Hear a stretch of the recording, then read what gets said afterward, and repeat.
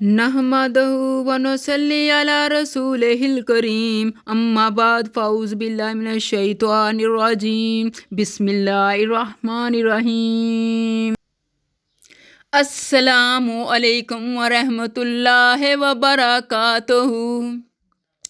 خوش آمدید ہم گناہ گاروں پہ کتنا احسان ہے یا اللہ، تو نے عطا کر دیا پھر ماہ رمضان ہے۔ روزے کے مفسدات کا بیان۔ آج ہم سیکھیں گے کہ کن صورتوں میں قضا و کفارہ دونوں واجب ہوتے ہیں۔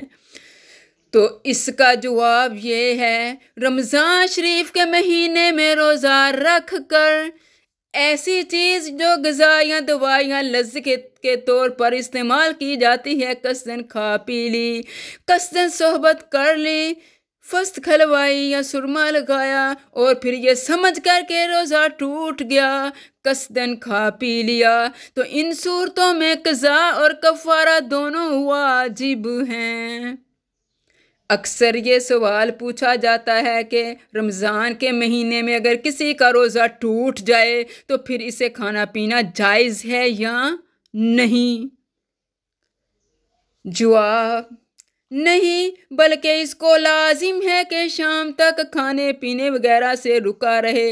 اسی طرح اگر مسافر دن میں اپنے گھر آ جائے، بالغ ہو جائے، حیض نفاس والی عورت پاک ہو جائے، مجنون تندرست ہو جائے، تو ان لوگوں کو بھی باقی دن میں شام تک روزہ داروں کی طرح رہنا واجب ہے۔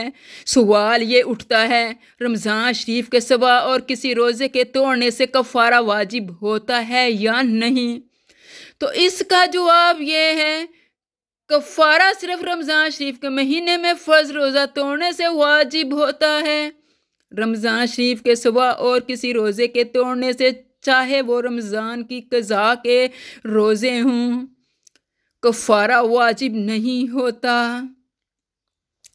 آئیے ہم اللہ سے دعا کرتے ہیں کہ اللہ ہمیں قرآن و سنت کے مطابق زندگی بسر کرنے کی توفیق دے، آمین۔ دعا سے لبریز ہو ہر روز و شب، یہ مہینہ رحمت کی بارش ہے۔ اللہم افتح لنا رحمتک وانشر علینا رحمتک یا ذا الجلال والاکرام۔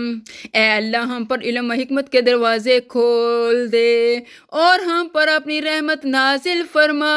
اے عظمت اور بزرگی والے، اے اللہ، تجھ سے درخواست ہے کہ ہمارے ہر عمل خیر کو زیور اخلاص سے آراستہ فرما کر دونوں جہان کی بھلائی کا سبب بنا دے، آمین۔ ربنا تقبل انت السمیع العلیم۔